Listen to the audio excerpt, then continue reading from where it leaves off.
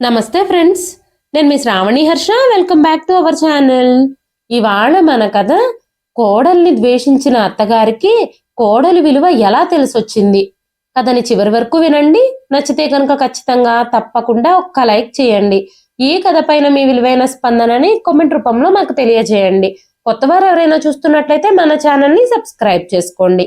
వర్ధనమ్మకి చాలా కోపంగా ఉంది. ఇల్లంతా అలా పరిశుభ్రంగా ఉండడం ఆవిడకి అస్సలు నచ్చలేదు. ఇంట్లో అందరూ ముక్కు మీద వేలేసుకున్నట్టుగా అనిపించింది. ఇంట్లో వెలుతురు తక్కువగా ఉంది. వర్ధనమ్మ అతి కష్టం మీద మెషన్లో సూదికి దారం ఎక్కిస్తుంది. చాలాసేపటి నుంచి ప్రయత్నిస్తుంది, కానీ దారం మాత్రం ఎక్కడం లేదు. చాలాసేపు చూసి కీర్తి వర్ధనమ్మ గారి దగ్గరికెళ్ళి కూర్చుంది. వర్ధనమ్మ కీర్తిని సహాయం అడుగుతుందేమోనని చాలాసేపు ఎదురు చూసింది. ఆ తరువాత కీర్తి స్వయంగా, నాన్నమ్మ నేను ప్రయత్నించి చూస్తానుండు అని చెప్పగానే వర్ధనమ్మ కీర్తిని పైనుంచి కిందకి చూసింది. ఆ తరువాత అనిత వంటగదిలో నుంచి బయటికి తలపెట్టి చూసి నవ్వుతూ మళ్ళీ తన తలని లోపలికి తిప్పేసుకుంది. ఈ సంఘటనకి వర్ధనమ్మకి చాలా కోపం వచ్చింది. ఆమె కోపం మాటల్లో చెప్పలేనిది. ఇంట్లో అందరూ తనకి వ్యతిరేకంగా ఉన్నారు అన్న భావనతో తనకి తరచుగా ప్రతి చిన్న విషయానికి కోపం వస్తూ ఉంటుంది. ఆవిడ తిరిగి ఏదైనా అన్నా ఎవరైనా ఏదైనా సమాధానం ఇవ్వగలుగుతారు. అలా మొహం ముడుచుకుని కూర్చుంటే ఎవరు మాత్రం ఏం చేయగలుగుతారు? కీర్తి అక్కడే కాసేపు నిలబడి వెళదామా వద్దా అన్నట్టుగా చాలాసేపు ఆలోచించి మెల్లగా కాలేజీకి బయలుదేరుతూ ఉండగానే అనిత వంటగదిలో నుంచి కూతురికి లంచ్ బాక్సు, టిఫిన్ బాక్సు తీసుకొచ్చి ఇచ్చింది. ఆ తర్వాత నేరుగా అత్తగారి దగ్గరకు వచ్చి, అత్తయ్య గారు మీరు స్నానం చేశారా, మీరు ఇంక టిఫిన్ చేయండి అని చెబుతూనే ఉంది. ఇంకా అనిత భర్త సుధీర్ టిఫిన్ చేయలేదు. అతని లంచ్ బాక్స్ ప్రిపేర్ చేసే పని మాత్రమే ఇంకా మిగిలింది. రోజు అనిత అత్తగారికి చెబుతూనే ఉంది పెందల కాడే టిఫిన్ చేయమని. కానీ వర్ధనమ్మ గారు అస్సలు వినరు. ఎన్నిసార్లు కోడలు టిఫిన్ చేయమని అడిగినా, టిఫిన్ పెట్టడానికి ప్రయత్నించినా ఆవిడ అస్సలు తీసుకోదు. ఉదయాన్నే ఆవిడ మిషన్లో దారం పెట్టి జాకెట్ కుట్టే పని మీద దృష్టి పెట్టింది. మళ్ళీ మళ్ళీ అత్తగారిని టిఫిన్ చేయమని అడగాలని అనితకి అనిపించలేదు. ఎందుకంటే అనితని చూస్తే చాలు వర్ధనమ్మ గారికి కోపం వచ్చేస్తూ ఉంటుంది. కానీ మామగారు జయచంద్ర గారు మాత్రం ఆయనకు షుగర్ ఉండడంతో ఉదయాన్నే టిఫిన్ చేసి కూర్చున్నారు. నేను అదృష్టవంతుణ్ణి, ఎందుకంటే ఇంట్లో నేను ఏ పని చేయాల్సిన అవసరం లేదు. నేను అడగక ముందే అన్ని నా దగ్గరకు వచ్చేస్తాయి అని కోడలితో మాట్లాడుతూ ఉండగానే అప్పుడే అక్కడికి సుధీర్ వచ్చాడు. సుధీర్ తన కళ్ళతోనే అనితని లోపలికి వెళ్ళమని సైగ చేశాడు. అనిత మామగారితో మాట్లాడడం ఆపేసి లోపలికి వెళ్ళిపోయింది. సుధీర్కి తన తల్లి వర్ధనమ్మ గారి గురించి బాగా తెలుసు. జయచంద్ర గారు సరదాగా జోక్ చేసినా ఆవిడ సీరియస్ అయిపోతుంది. ఆవిడది చాలా మంచి మనసు, కానీ పట్టుదల ఎక్కువ. అయితే సుధీర్ అనితని తన జీవిత భాగస్వామిగా చేసుకున్న దగ్గర నుంచి ఎప్పుడూ అనిత ప్రవర్తనలో తప్పులు వెతకడం మొదలుపెట్టింది ఆవిడ. అప్పటి వరకు సుధీర్ తను గీసిన గీత దాటేవాడు కాదని అనితతో ఎప్పుడూ అంటూ ఉండేవారు. ఇంట్లో కీర్తి మాటల్లో తప్ప మిగతా అందరి మాటల్లోనూ తప్పులు వెతకడమే వర్ధనమ్మ గారికి అలవాటుగా మారిపోయింది.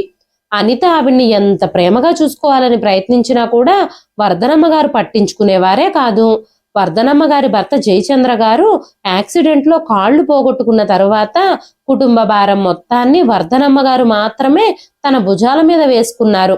ఆయన ఉద్యోగం చేసిన నాళ్ళు ఆ కుటుంబంలో ఎవ్వరికీ ఎలాంటి లోటు లేదు. ఆయన మంచానికే పరిమితమైన దగ్గర నుంచి కుటుంబంలో ఎదుర్కొంటున్న ఇబ్బందుల్ని పరిష్కరించడం కోసం వర్ధనమ్మ గారు చాలా కష్టపడ్డారు. ప్రమాదం జరిగినప్పుడు ఉద్యోగం చేసే దగ్గర సెటిల్మెంట్లో వచ్చిన డబ్బులు వాళ్ళ అప్పులు తీర్చడానికి మాత్రమే సరిపోయాయి. ఇక ఏం చేయాలో వర్ధనమ్మ గారికి తెలియలేదు. అప్పట్లో సుధీర్ ఇంటర్మీడియట్ చదువుతున్నాడు. అప్పుడే వర్ధనమ్మ గారు చాలా దృఢమైన నిర్ణయం తీసుకున్నారు. 2 వీధుల దూరంలో ఉన్న టైలర్ షాప్లో చేరి పని చేసుకుంటూనే కుట్టు మిషను, పెయింటింగు నేర్చుకున్నారు. తను సంపాదించిన డబ్బులతో ఒక కుట్టు మిషన్ కొని ఇంట్లోనే బట్టల్ని కుట్టడం మొదలుపెట్టారు. జయచంద్ర గారు మంచం మీద నుంచి లేవలేరు. సుధీర్ కాలేజీ ఫీజులు, హాస్టల్ ఫీజులు కట్టడానికి వర్ధనమ్మ గారు చాలా కష్టపడ్డారు.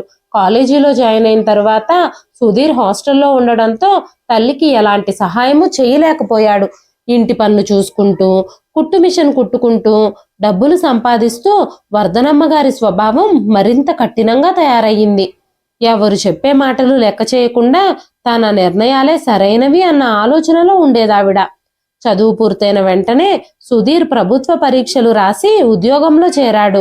ఉద్యోగంలో చేరిన సంవత్సరానికి అనితని ఇష్టపడి పెళ్లి చేసుకున్నాడు. వర్ధనమ్మ కూడా అనితతో సుధీర్ పెళ్లికి ఏ ఆటంకము ఏ అడ్డు చెప్పకుండానే ఒప్పుకుంది.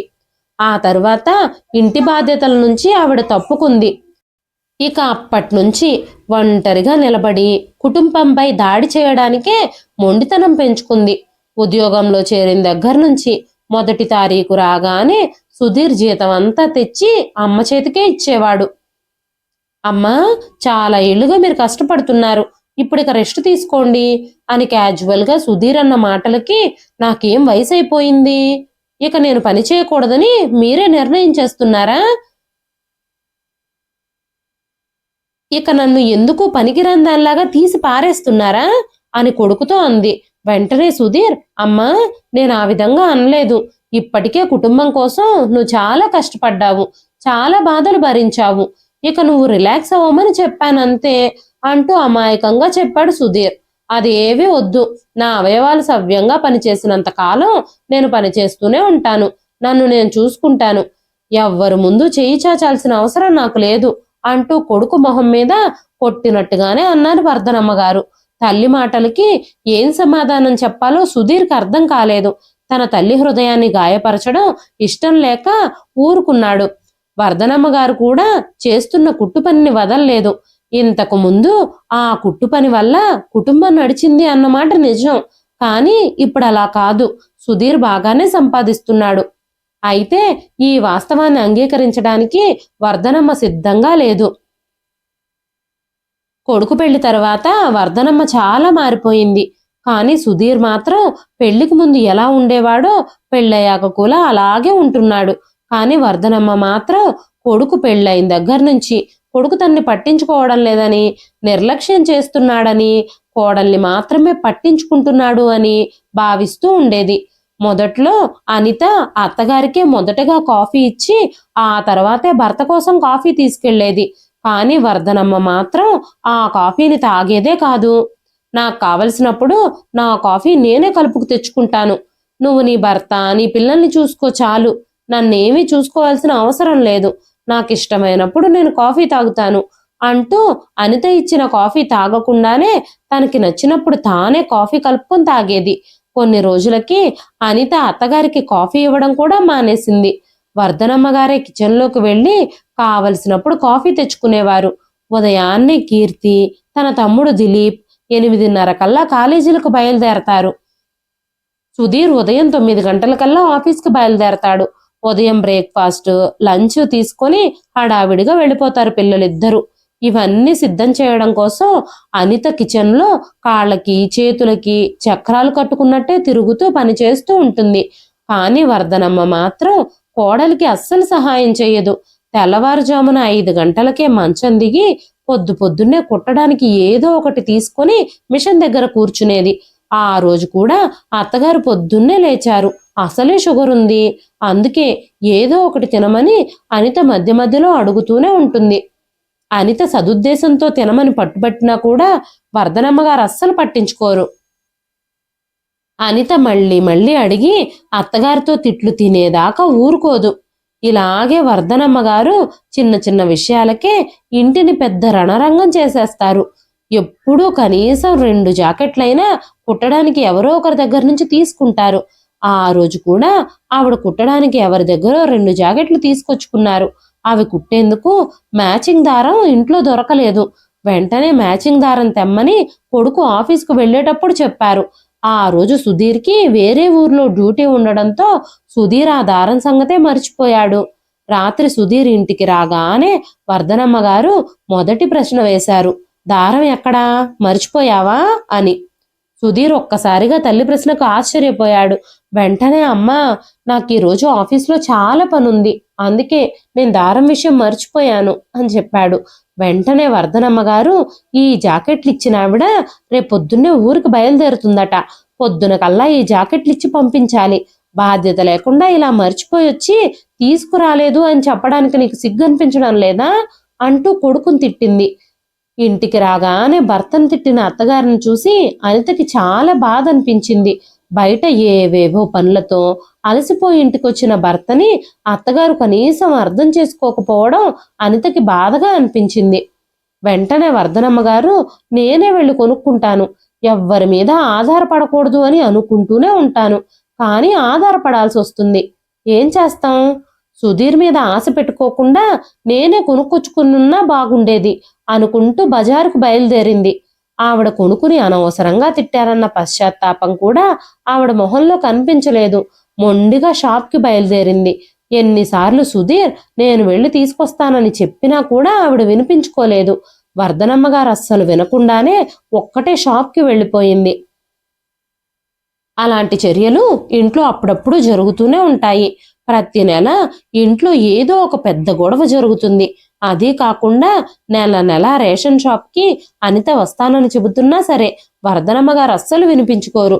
సుధీర్ని మాత్రమే రమ్మని అడుగుతుంది. దానికోసం సుధీర్ ఒక హాఫ్ డే ఆఫీస్లో లీవ్ తీసుకోవాల్సి వస్తుంది. సుధీర్ ఆఫీస్కి సెలవు పెట్టడం వీలు కాదని తల్లిని బతిమాలుతూనే ఉంటాడు. రేషన్ షాప్లో బియ్యం, పంచదారతో పాటు నెలవారీ సరుకులన్నీ తీసుకుంటే బయట కొనేదానికంటే 300 రూపాయలు మిగులుతాయి అని కొడుకుతో గర్వంగా చెబుతుంది. సుధీర్కి ఆ మాటలకి తలపై పిడుగుపడినట్టే అవుతుంది. ఎందుకంటే ఆ పూట సెలవు పెట్టినందుకు సుధీర్ జీతం నుంచి 1000 రూపాయలు కట్ చేస్తారు. దాంతో పాటు 10 కిలోమీటర్ల దూరంలో ఉన్న ఊర్లో ఉన్న రేషన్ షాప్కి వెళ్ళడానికి పెట్రోల్ ఖర్చు కూడా లెక్కేస్తే దానికి రెట్టింపు అవుతుంది. అయితే ఇదంతా వర్ధనమ్మకి చెప్పలేడు సుధీర్. వర్ధనమ్మ గారికి తన 1 రూపాయి 1,00,000 రూపాయల్లా కనిపిస్తుంది. ఎదుటివారి 1,00,000 రూపాయలు కూడా 1 రూపాయిలాగానే అనిపిస్తుంది. ఆవిడ మాత్రమే కష్టపడి పనిచేసి సంపాదిస్తుందని, ఎదుటి వాళ్ళకి మాత్రం అన్ని వీధి నుంచి ఫ్రీగా వచ్చేస్తాయని ఆవిడ భావన. కోడలు అనిత, బయటకు వెళుతున్నాం, ఏమైనా కావాలా అని అడిగితే మాత్రం నాకేమీ అవసరం లేదు, నీ పని నువ్వు చూసుకో అంటూ గట్టిగా సమాధానం చెబుతారు వర్ధనమ్మ గారు. అలవాటైపోయిన విషయమే అయినా ప్రతిసారి అనితకి అత్తగారి మాటలు మనసులో గుచ్చుకుంటున్నట్టుగానే అనిపిస్తూ ఉంటాయి. పెళ్ళైన కొత్తలోనే తన భర్త ద్వారా అత్తగారి కష్టాన్ని, త్యాగాల్ని, జీవితంలో ఆవిడ ఎదుర్కొన్న ఒడిదుడుకులని అడిగి తెలుసుకున్న అనిత అత్తగారికి వ్యతిరేకంగా ఎప్పుడూ మాట్లాడకూడదు అనే నిర్ణయం మొదట్లోనే తీసేసుకుంది. ఇప్పటి వరకు దాన్నే అనుసరిస్తూ వచ్చింది. ప్రతి విషయంలోనూ వర్ధనమ్మ తన తల్లిని తిట్టడం కీర్తికి అస్సలు నచ్చడం లేదు. కీర్తికి బాగా తెలుసు తన తల్లి తప్పేమీ లేకపోయినా నానమ్మ తన అమ్మని ఎప్పుడూ తిడుతూనే ఉంటుందని. నిజానికి తల్లిదండ్రులిద్దరికీ నానమ్మ మీద చాలా శ్రద్ధ ఉంటుంది. అంతేకాకుండా అమ్మ నాన్నలిద్దరూ కూడా నానమ్మని చాలా బాగా చూసుకుంటారు. తనకి కావలసిన మందులు, బట్టలు అన్నీ అడగకుండానే కొని తెస్తారు. కానీ నానమ్మ మాత్రం ఎవ్వరినీ అర్థం చేసుకోదు. అనిత, సుధీర్ ఆవిడతో ఎంత మాట్లాడడానికి ప్రయత్నించినా, ఎంతటి సంభాషణనైనా ఆవిడ ఒక్క మాటతోనే తుంచేసి మొండిగా ఉంటుంది. అమ్మా నాన్నల తప్పేంటి? ఆ ఇంట్లో 6 సభ్యులున్నారు. కీర్తి తమ్ముడు కాలేజీలో చదువుకుంటున్నారు. తాతయ్య, అమ్మ, నాన్న అందరూ బాగానే ఉంటారు, ఒక్క నాన్నమ్మ తప్ప. ఎందుకు నాన్నమ్మ ఇలా బిహేవ్ చేస్తుంది అని కీర్తి ఎప్పుడూ ఆలోచిస్తూ ఉంటుంది. కీర్తి తమ్ముడు ఇప్పుడే ఈ సంవత్సరమే కాలేజీలో చేరి చదువుతున్నాడు. ఉదయం కాలేజీకి వెళ్ళి సాయంత్రం ఇంటికి తిరిగి వస్తాడు. తను ఇంట్లో ఏం జరుగుతుంది, ఏంటి, ఇవి గమనించేవాడే కాదసలు. కానీ కీర్తి తన తమ్ముడు కంటే 4 ఏళ్లు పెద్దది. అందుకే తన చుట్టూ ఏం జరుగుతుందో శ్రద్ధగా చూసి గమనిస్తూ ఉంటుంది. ఏదైనా కారణం ఉంటే, ఎవరైనా బాధపడ్డా పర్వాలేదు, కానీ ఎలాంటి కారణమూ లేకుండా ఇంట్లో మనుషులు ఇబ్బంది పడడం కీర్తి తట్టుకోలేకపోతుంది. ఆ తర్వాత రోజు అనిత హాస్పిటల్కి వెళ్లాల్సిన అవసరం వచ్చింది. సుధీర్కి ఆఫీస్లో సెలవు దొరకలేదు. వెంటనే అనిత, అత్తయ్య గారు, నేను హాస్పిటల్కి వెళ్ళాలి అని అనుకుంటున్నాను, నాకు కాస్త తోడుగా వస్తారా అంటూ వర్ధనమ్మ గారిని అడిగింది. వెంటనే వర్ధనమ్మ, నీ భర్తను అడగొచ్చు కదా, తను తీసుకెళ్లేవాడు. వాడు నిన్ను హాస్పిటల్కి తీసుకెళ్లకుండానే ఆఫీస్కి వెళ్ళిపోయాడా? నువ్వు వాడికి అంత ముఖ్యమైన దానివి కాదా? నువ్వు వాడికి అంత ముఖ్యమైన దానివి కాదు అని నేను అనుకోవడం లేదు. మీ ఇద్దరి మధ్యలో అంత సాన్నిహిత్యం లేదని కూడా నేను అనుకోను. అయితే నీ మొగుడు నిన్ను హాస్పిటల్కి ఎందుకు తీసుకెళ్ళలేదు? నువ్వు వచ్చి నన్ను తీసుకెళ్ళమని ఎందుకు అడుగుతున్నావు? నేను ఎక్కడికి రాను. నువ్వు వెళ్ళి నీ పని నువ్వు చూసుకో. నువ్వు ఒక్కదానివే వెళ్ళాలనుకుంటే వెళ్ళు, లేదంటే లేదు అంటూ చాలాసేపు కోడలు బ్రతిమాలినా కూడా వర్ధనమ్మ వినలేదు. కీర్తికి తర్వాత రోజు ఎగ్జామ్ ఉండడంతో తను కూడా తల్లితో వెళ్ళలేకపోయింది. చాలాసేపు సహనంగా ఎదురు చూసింది. తల్లిని అలా చూస్తున్న కీర్తి సహనం నశించి, అమ్మా, నాన్నకు ఆఫీస్లో అర్జెంట్ మీటింగ్ ఉందని చెప్పారు కదా, నాకు రేపు పరీక్ష ఉంది, నేను చదువుకోవాలి. ఈ పరీక్షలో ఫెయిల్ అయితే నా చదువంతా వేస్ట్ అయిపోతుంది. నాన్నమ్మ రానని మొండిగా చెబుతుంది. నువ్వే ఎలాగోలాగా వెళ్ళమ్మా అని చెప్పింది కీర్తి. అనిత ఒక్కతే ఇక చేసేదేమీ లేక కంఠాస్పత్రికి ఒంటరిగానే వెళ్ళిపోయింది. ఈ విషయం చూసిన కీర్తికి చాలా బాధ అనిపించింది. ఈ విషయాన్ని ఇలా వదిలేయకూడదని, దీనికి ఎలాగైనా ఒక మంచి ముగింపు పలకాలని కీర్తి నిర్ణయించుకుంది. కొన్ని రోజుల తర్వాత అనిత, సుధీర్ దగ్గర బంధువులింట్లో ఫంక్షన్ ఉంటే ఫంక్షన్కి వెళ్లారు.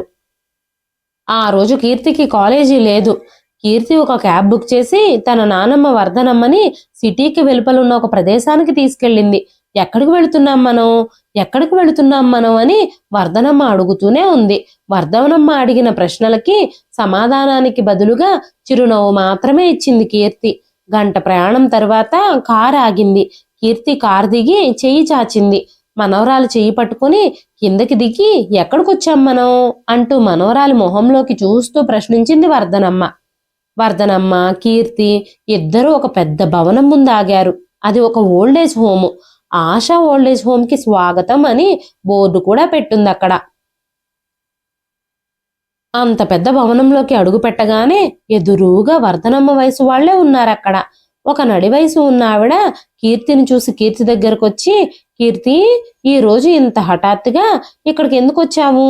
ఈవిడెవరు? మీ నాన్నమ్మని ఇక్కడికి ఎందుకు తీసుకొచ్చావు అంటూ ప్రశ్నల మీద ప్రశ్నలు అడిగారు. వెంటనే కీర్తి, ఈవిడ మా నాన్నమ్మే అంటూ వర్ధనమ్మని ఆవిడకి పరిచయం చేసింది. వర్ధనమ్మ కూడా కంగారుగా ఆవిడకి నమస్కరించింది. 2 నిమిషాలు ఆవిడతో మాట్లాడి కీర్తి తన నానమ్మని తీసుకుని బిల్డింగ్ లోపలికి వెళ్ళింది. ఇప్పుడు వర్ధనమ్మకి చాలా భయంగా ఉంది. మనవరాలు తనని ఇక్కడ వదలడానికి తీసుకొచ్చిందేమో అని తన మనసు బాధపడుతూ ఉంది. భయంతో ఇటు అటు చూస్తూ ఉంది. కీర్తి ముఖంలోకి చూస్తూ వర్ధనమ్మ చాలా నెమ్మదిగా అడుగులు వేస్తుంది. లోపలికి వెళ్ళగానే ఆమె చూసిన దృశ్యం హృదయ విదారకంగా ఉంది. అక్కడ ఉన్న వాళ్ళందరూ ఆవిళ్లాంటి వృద్ధులే. అక్కడున్న సిమెంట్ బెంచీల మీద కొంతమంది కూర్చుని ఏవేవో కబుర్లు చెప్పుకుంటున్నారు.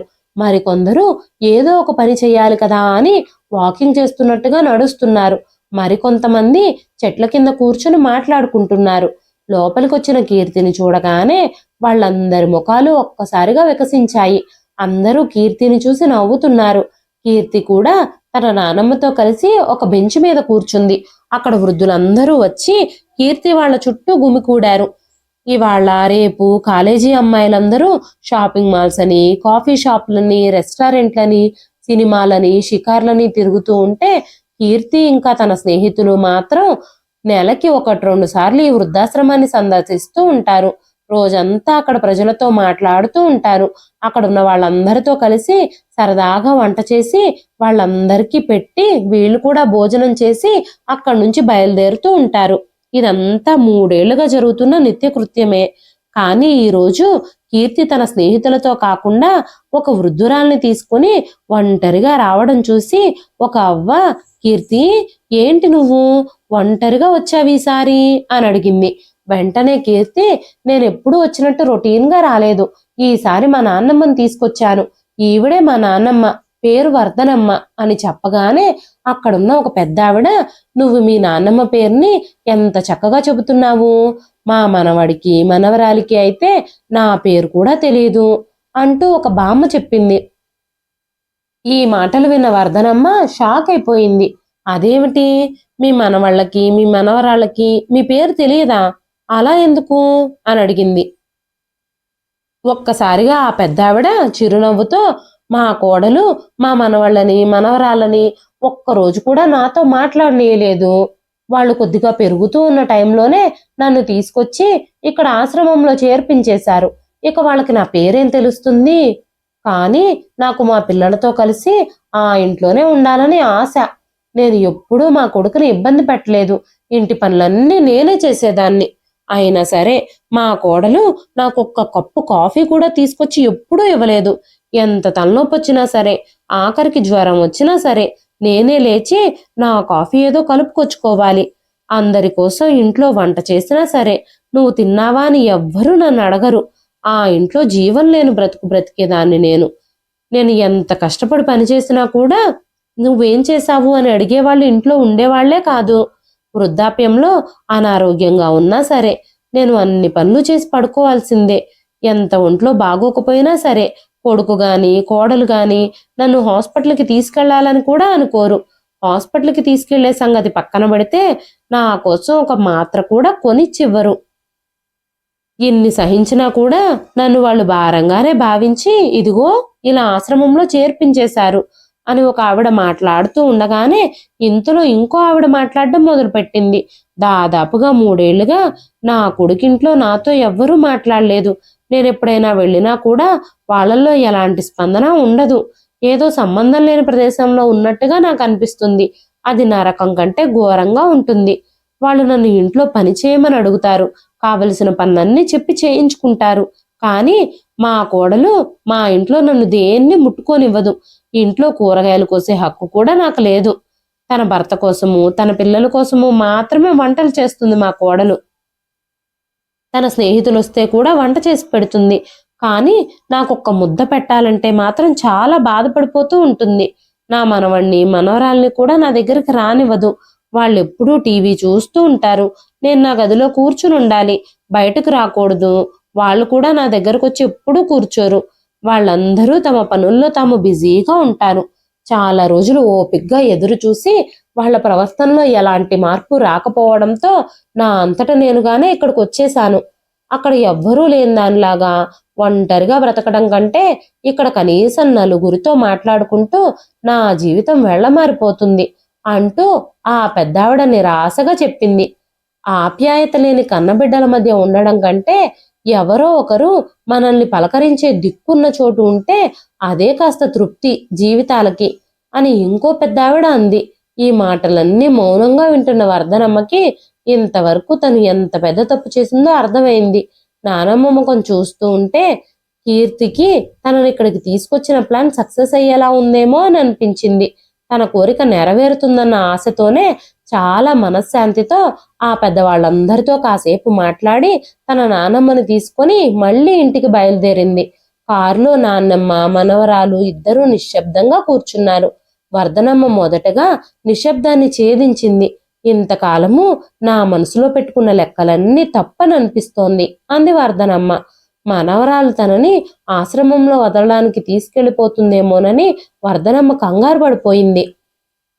కానీ కీర్తి అలా చేయలేదు. ఆ క్షణంలో కీర్తి వైపు చాలా ప్రేమగా నమ్మకంగా చూశారు వర్ధనమ్మ గారు.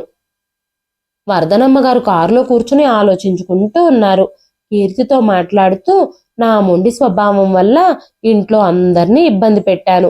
ఎప్పుడూ దృఢంగా ఉండాలి, అప్పుడే కొడుకు కోడలు నన్ను గౌరవిస్తారు అని అనుకున్నాను. కాస్త తగ్గితే తొక్కేస్తారని అనుకున్నాను. నా మొండి స్వభావం వల్ల నన్ను నేను బాధ పెట్టుకోవడమే కాకుండా ఇంట్లో వాళ్ళందరికీ చాలా అసౌకర్యం కల్పించాను. తమతో ఎవరైనా ఒక్క మాట మాట్లాడితే చాలని ఇక్కడ చాలా మంది తహతహలాడుతూ ఉంటే నా కొడుకు కోడలు నాతో మాట్లాడడానికి వస్తున్నా సరే వాళ్ళని నేను నిర్లక్ష్యం చేస్తూనే ఉన్నాను. కోడలితో మాట్లాడడం పరువు తక్కువ అని, ప్రేమగా మాట్లాడితే కోడలికి నా మీద గౌరవం ఉండదని భయపడి కోడల్ని దూరంగా ఉంచాను. మీ అమ్మ ఎప్పుడూ నా దగ్గరికి మాట్లాడడానికి వచ్చినా కూడా నేను అస్సలు మాట్లాడేదాన్నే కాదు. మీ అమ్మని చాలా బాధ పెట్టాను, చాలాసార్లు అవమానించాను. కానీ అవన్నీ భరిస్తూ ఈ రోజు వరకు కూడా నా కోడలు నాకు వ్యతిరేకంగా మాట్లాడిందే లేదు. ఇప్పటి వరకు ఎప్పుడూ కూడా తను నన్ను అగౌరవపరచలేదు. నిజానికి నేను ఎంత పెద్ద తప్పు చేశాను, నా పిల్లల్ని నేను ఎంత బాధ పెట్టానో నాకు ఇప్పుడిప్పుడే అర్థమవుతుంది. కీర్తి, నీకు చాలా చాలా ధన్యవాదాలు. నువ్వు నాకు మనవరాలు కంటే ఎక్కువ ఉపకారం చేశావు. నన్ను కన్న తల్లిలాగా తప్పుడు మార్గంలోంచి మంచి మార్గంలోకి నడిపించావు. నా మిగిలిన రోజులన్నీ మంచిగా ఉండడానికే ప్రయత్నిస్తాను. నువ్వు నన్ను అక్కడికి తీసుకెళ్ళినప్పుడు నువ్వు నన్ను అక్కడ వదిలేయడానికి తీసుకెళ్ళావు అని అనుకున్నాను. నిన్ను కూడా అనుమానించాను.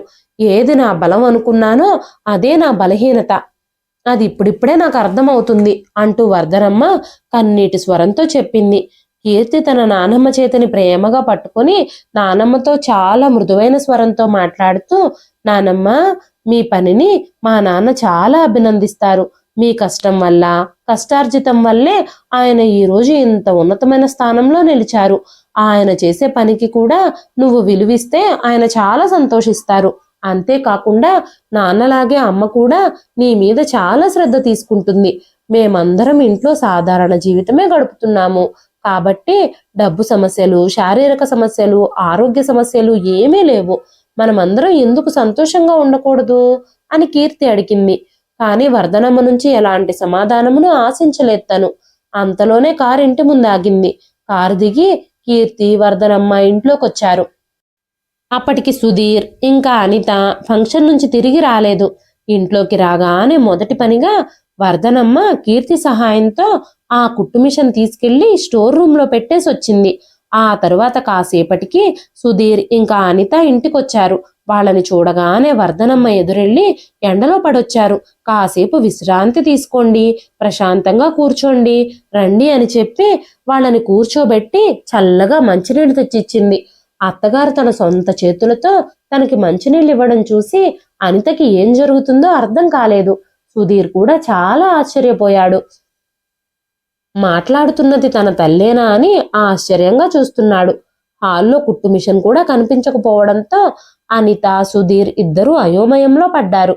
మంచినీళ్ళు తాగిన తరువాత అనితతో వర్ధనమ్మ గారు, అనిత, నాకు కాఫీ తాగాలనిపిస్తుంది, నీ చేత్తో ఒక కాఫీ పెట్టి తీసుకొస్తావా అని అడగగానే ఆశ్చర్యంతో అనిత, ఇప్పుడే తీసుకొస్తాను అత్తయ్య గారు అంటూ చిన్న పిల్లలాగా పరిగెత్తుకుంటూ వంటగదిలోకి వెళ్ళింది. ఆ తర్వాత వర్ధనమ్మ కొడుకుతో, సుధీర్, రేషన్కి ఊరికి వెళ్ళడానికి నెల నెల ఇక నువ్వు సెలవులు తీసుకోవాల్సిన అవసరం లేదు.